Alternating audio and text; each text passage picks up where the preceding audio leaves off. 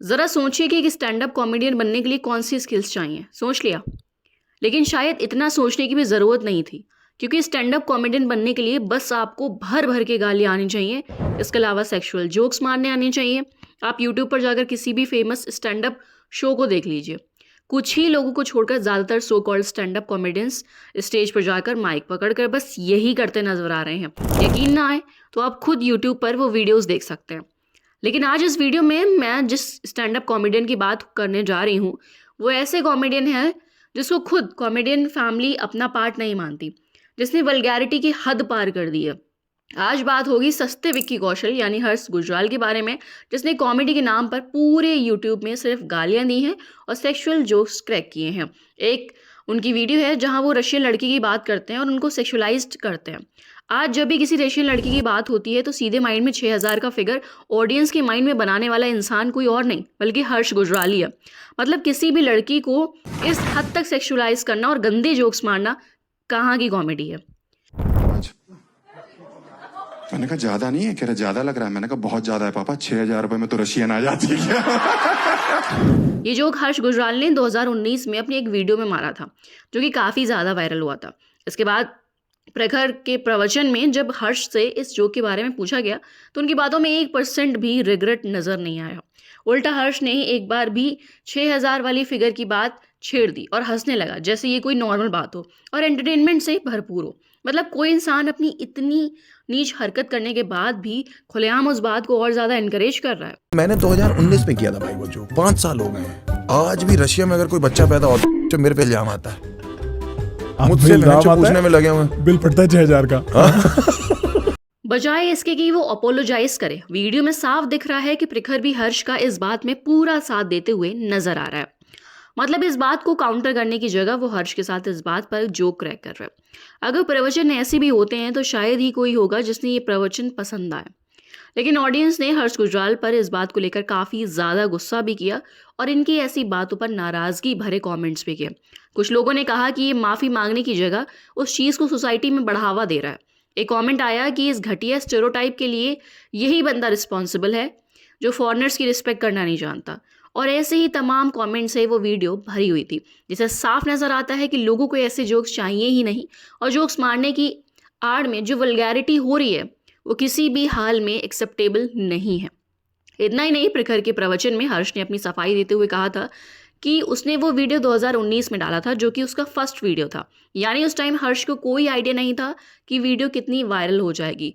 उन्होंने बस इमेच्योरिटी में लिख दिया था। लेकिन अपनी फोर्थ वीडियो में फिर एक बार उन्होंने रशियन लड़की पर जोक क्रैक किया और ये बात है 2020 में, जिससे साफ समझ आता है कि इमेच्योरिटी में कोई भी जोक नहीं लिखा गया बल्कि सब कुछ जानबूझकर और ऑडियंस के व्यूज़ के लिए किया गया है।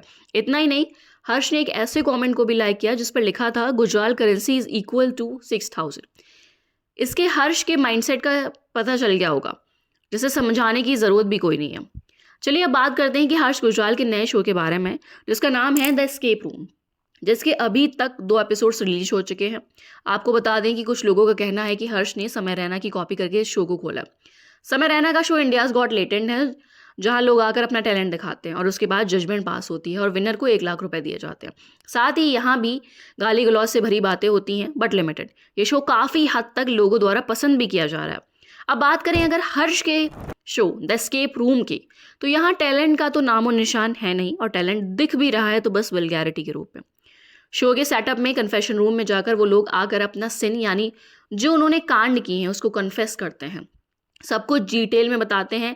लेकिन यहाँ जो कन्फेस करता है वो इंसान अपना फेस रिवील नहीं करता, लेकिन अगर वो करना चाहे तो कर सकता है।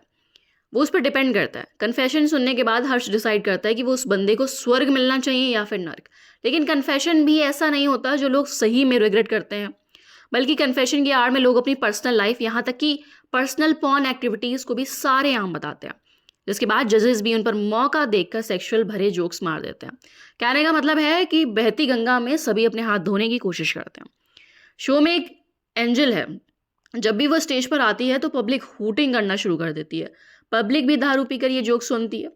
यानी सब कुछ खुलेआम चल रहा है शो में। लोग यहाँ आकर प्राइवेट बातें कन्फेस करते हैं, जिसके बाद उनकी क्लिप्स को कट करके इंस्टाग्राम और यूट्यूब पर डाला जाता है ताकि वो वायरल हो जाए और ज़्यादा से ज़्यादा लोग वो वीडियो देखें। ऐसे ही शो में एक आदमी आया जिसका बॉडी काउंट 150 प्लस था उसको बोला गया कि तुम तो ऑलरेडी स्वर्ग में हो। इसका मतलब उस आदमी की हरकतों को और ज़्यादा ग्लोरीफाई किया गया और लोगों ने जमकर तालियां भी बजाई, इवन वहाँ बैठी लड़कियों ने भी। उसमें एक जज है महीप सिंह, जिन्हें अभी तक कोई नहीं जानता था, समय रैना की वजह से आजकल वायरल हो गए। उसने स्केप रूम के एक एपिसोड में बोला कि जो वाइफ हस्बैंड के चीट करने के बाद भी कुछ ना बोले वही तो सबसे अच्छी वाइफ होती है। और एक ऐसी कंटेस्टेंट भी आई जिसने अपने पार्टनर की चीटिंग को नॉर्मल बोला। मतलब आप खुद भी सोच सकते हैं कि कैसे आज के टाइम में वल्गैरिटी को बढ़ावा दिया जा रहा है, चीटिंग को नॉर्मलाइज किया जा रहा है, जोक्स के नाम पर सेक्सुअल बातें हो रही हैं और इनको उठाकर एक ऐसे प्लेटफॉर्म पर डाला जा रहा है जहां बच्चे भी एक्टिव रहते हैं। सोचिए अगर ये वीडियोज़ या क्लिप्स वो देखेंगे तो उन पर सभी इन सब बातों का क्या असर होगा। सही गलत का फ़र्क ही नहीं पता चलेगा और जिस इंडियन वैल्यूज़ पर हम प्राउड फील करते हैं, हम उस पर प्राउड फील करते नहीं थकते, उसकी धज्जियाँ उड़ते देर नहीं लगनी। इतना अडल्ट वीडियो डायरेक्ट यूट्यूब पर अपलोड करना, वो भी कॉमेडी के नाम पर, किसी भी कीमत पर एक्सेप्टेबल नहीं होना चाहिए। वैसे तो यूट्यूब गाइडलाइंस काफ़ी ज़्यादा स्ट्रिक्ट है, लेकिन इस तरीके से शो करके कोई ब्रीच नहीं होती और यही रीज़न है कि इस कैटेगरी के शोज़ को लगातार बढ़ावा मिल रहा है और हर दिन कोई ना कोई शो लॉन्च हो रहा है जहाँ टैलेंट को तो दूर दूर देखने को नहीं मिलता। इवन मूवीज़ के लिए भी एक सेंसर बोर्ड होता है जो वल्गर या इनअप्रोप्रिएट सीन्स को रिलीज़ होने से बचाता है या फिर उन सीन्स को फिल्म से रिमूव कर दिया जाता है। तो क्या आपको नहीं लगता कि यूट्यूब के लिए भी एक ऐसा ही बोर्ड होना चाहिए जो समाज में बढ़ती गंदगी पर रोक लगाए और ऐसे गलीज जोक से बच्चों को भी दूर रखें? लेकिन समझ में नहीं आता कि ऑडियंस भी ऐसे शो को बॉयकॉट करने की जगह इस शो को फुल एंटरटेनमेंट का जरिया मानती है। यूट्यूब एंटरटेनमेंट वीडियो से भरा हुआ है, टैलेंट से भरा हुआ है, तो क्या अब आपको सिर्फ ऐसे ही चीप एंटरटेनमेंट चाहिए, वो भी यूट्यूब पर? हर्ष गुजराल वही स्टैंड अप कॉमेडियन है जिसने बेचारी फॉरेन से आने वाली लड़कियों को मात्र एक कॉमोडिटी के अलावा किसी नज़रिए से नहीं देखा और लोगों को भी उसी स्टेरियोटाइप का हिस्सा बना दिया। और अब इस शो के ज़रिए तो हर्ष ने सारी हदें ही पार कर दी हैं।